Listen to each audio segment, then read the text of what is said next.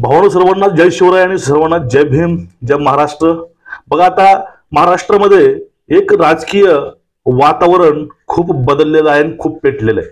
सध्या हे राजकारणामध्ये जे वारे आहेत ते वाऱ्याची दिशा हे पूर्णपणे बदललेली आहे। आता 2 दिवसापूर्वी नांदेडमध्ये नरसी या ठिकाणी ओबीसीचा माहेरघर मेळावा होता आणि त्या मेळाव्यामध्ये कुणी काय बोललं, कुठला नेता कुठल्या गोष्टी बोलला, कोण कुणावरती आरोप केले, कोण खमंग आणि कडक भाषण केले, ह्या गोष्टीचा विचार करायची आपल्याला काय गरज नाही। आपण त्या गोष्टीकडे वळणार नाही। पण एकीकडे जरांगे पाटील मराठा आरक्षणाचा मुद्दा घेऊन मुंबईकडे कूच करणार आहेत, जाणार आहेत। त्यावेळेसच एक अशी घटना घडते महाराष्ट्रामध्ये, त्या घटनेमुळे महाराष्ट्रातील पूर्ण राजकीय जो वर्ग आहे त्यामध्ये एक हडकंप झालेला आहे आणि एक सनसनीत अशी पसरलेली आहे। सर्वांच्या मनामध्ये धुक धुक धुक धुक होत आहे। आणि बघा मित्रांनो, समजून घेऊया आपण पूर्णपणे की जो महाएल्गार मेळावा झाला होता ओबीसीचा नरसी या ठिकाणी, त्या ठिकाणी असं काय घडलं, असं कुठले भाकीत झाले, किंवा तो एल्गार मेळावा नसून एक सत्ता पालट आहे, याविषयी आपण या व्हिडिओतनं पूर्णपणे याचं विश्लेषण बघणार आहोत। त्या एल्गार मेळाव्याला मराठा वर्सेस ओबीसी वाद होता का, किंवा तो मेळावा एक नवीन राजकीय समीकरण उभा करणार आहे का, या गोष्टी बघूया। बघा, महाराष्ट्रामधील एक असं नेतृत्व ते म्हणजे बाळासाहेब आंबेडकर। बाळासाहेब हे पुढे सांगण्यावरून किंवा कोण सांगितलं म्हणून असं करणारे माणूस नाहीत, किंवा लोकांच्या इशाऱ्यावर नाचणारा तो व्यक्ती नाही। त्यांना ओबीसीकडनं आमंत्रण आलं, त्यावरती विचार करून ते मेळाव्याला हजर झाले आणि त्या मेळाव्यामध्ये त्यांनी भाषण काय केलं हे महत्वाचं नाही, परत सांगतो तुम्हाला। पण या ठिकाणी हा मेळावा का महत्वाचा आहे हे समजून घ्या, कारण सर्वांना माहित आहे की ओबीसी एल्गार मेळाव्याला स्पॉन्सर हे बीजेपी करत आहे। पण त्या सभेपासून बीजेपी पासून हा जो एल्गार मेळावा आहे तो पूर्णपणे वेगळा झाला। ठीक आहे, आता कारण बघा, समजून घ्या कारण नेमके काय आहेत। की महाराष्ट्रामध्ये आतापर्यंत इतिहासामध्ये प्रथमतः मराठा ओबीसी वाद पेटून गाव पातळीपर्यंत राजकारण हे पोचले। गावामधील एकत्र राहणारा समाज आज एकमेकाचा वैरी होऊन बसलाय। याला कारण कोण आहे, याला रिस्पॉन्सिबल कोण आहे? याला रिस्पॉन्सिबल हे पूर्णपणे सरकार आहे। हे ज्यावेळेस ओबीसीला कळलं, आता बघा हे कसं कळलं ओबीसीला समजून घ्या। आपलं सरकार काय म्हणतंय मराठ्यांना, ओबीसींना, की मराठा समाजांना आरक्षण हे ओबीसीतून मिळणार नाही, आम्ही त्यांना स्वतंत्र असं आरक्षण देऊ। ओबीसी समाजाला त्या गोष्टी सांगितल्या, त्यामुळे ओबीसी काय केला, शांत राहिला। पण या ठिकाणी असं झालं की ओबीसीचं आरक्षण देत नाही म्हणून आतापर्यंत 54 लाख कुणबी नोंदी देऊन रविशेमध्ये घेण्यात आलेलं। जेव्हा ह्या गोष्टी समाजाला कळलं की आपली सोबत बीजेपी नसून ते आपली फसवणूक करत आहे, त्यामुळं कालच्या मेळाव्यामध्ये बाळासाहेबांना आमंत्रण दिलं। हे आमंत्रण काही लहान गोष्ट राजकीय वर्तुळामधील, त्या ठिकाणी त्यांची फक्त एकच मागणी होती।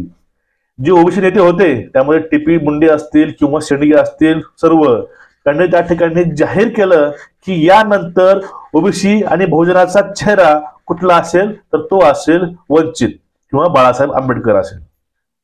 आणि त्यावेळेस कुठलाही वंचित घटक किंवा कुठलाही बहुजन समाजामधील व्यक्ती आणि ओबीसी व्यक्ती दुसऱ्या कुणालाही मतदान करणार नाही, कारण त्यावेळेस तो स्पष्ट सांगितलंय त्या सभेमध्ये, त्या एल्गार मेळाव्यामध्ये। आणि ह्या पूर्ण कारणामुळं जो ओबीसी समाज आहे त्यामध्ये बघा छगन भुजबळ हे त्याचं नेतृत्व करायचे, पण ते सुद्धा कालच्या मेळाव्याला हजर नव्हते। यामध्ये राजकीय गोष्टी अशाही बोलतात की बीजेपी पासून हा मोर्चा पूर्ण वेगळा झाला त्यामुळे ते आले नव्हते। दुसरी गोष्ट, ते यामुळे सुद्धा आले नसावेत की आता आपला जो घटक पक्ष आहे तो सध्या सत्तेमध्ये आहे आणि त्यामध्ये आपलं जाणं शक्य नाही। ह्या काही गोष्टी असो, तर या ठिकाणी विशेष गोष्ट कुठली आहे, विशेष गोष्ट ही आहे की ओबीसीच्या मेळाव्याला बाळासाहेब आंबेडकर म्हणजे ज्यावेळेस मंडल आयोग आला होता त्याला सपोर्ट करणारा व्यक्ती किंवा तेव्हापासून ओबीसीचं जे आरक्षण ज्यानं आणलं तो व्यक्ती आज समाजाला गरज वाटली यांची, कारण त्यांना समजलं की यार आपण त्याच्या जीवावर उड्या मारायचो, त्यांना आपल्याला फसवलेला आहे। आणि त्यामुळं ह्या मोर्चामध्ये एक निश्चय होतो की तो निश्चय कुठला, की आपण याच्यानंतर फक्त यांना साथ देऊ, आपला समाज फक्त यांना साथ देईल। त्यामुळं महाराष्ट्रामध्ये काय होईल, जो बहुजन समाज आहे तो ओबीसी समाज आहे, तो समाज पूर्णपणे एकत्र होऊन तो बीजेपीला वोट करणारच नाही. तो वोट पूर्णपणे वंचितला किंवा बाळासाहेबांच्या ते पाठीमागे ठामपणे उभा राहतील. आता पुढला मुद्दा बघून घ्या. आता मराठा समाज. आता मराठा समाजाची तर फसवणूक अशी होते.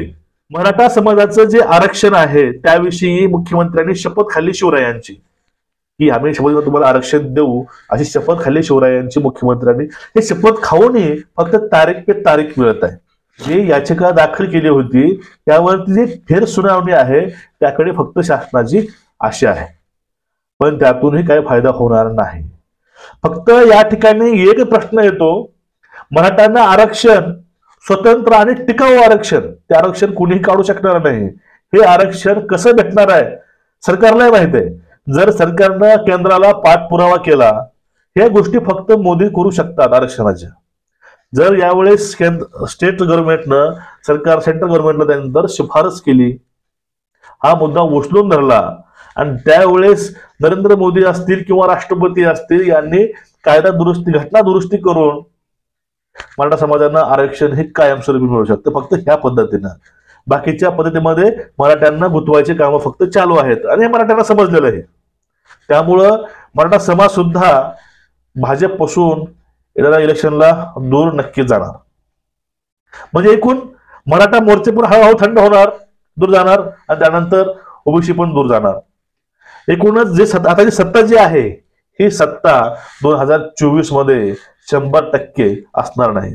सत्ता बदल हा होणारच. मित्रांनो, ह्या गोष्टी फक्त आपल्याला त्या गोष्टीवर समजतात की जो महाएल्गार मेळावा होता ओबीसीचा, त्यानं आपलं नेतृत्व पूर्णपणे बदललेलं आहे. याचा नक्कीच फायदा हा ज्यांची इच्छा आहे की भारतातून महाराष्ट्रातून भाजप सरकार जावं आणि या ठिकाणी सध्या विस्थापित सरकार स्थापन होवं आणि त्यानंतर त्यांनी फक्त एकच नाव येतं, ते नाव म्हणजे बाळासाहेब आंबेडकर. म्हणून त्यांना ओबीसी महाएल्गार मेळाव्याला बोलवलेलं असावं.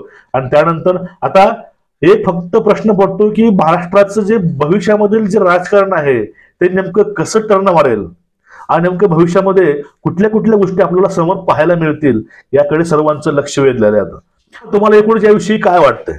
हे राजकारणामध्ये नवीन समीकरण तयार होईल का, किंवा राजकारणामध्ये एक नवीन अध्याय लिहिला जाईल का?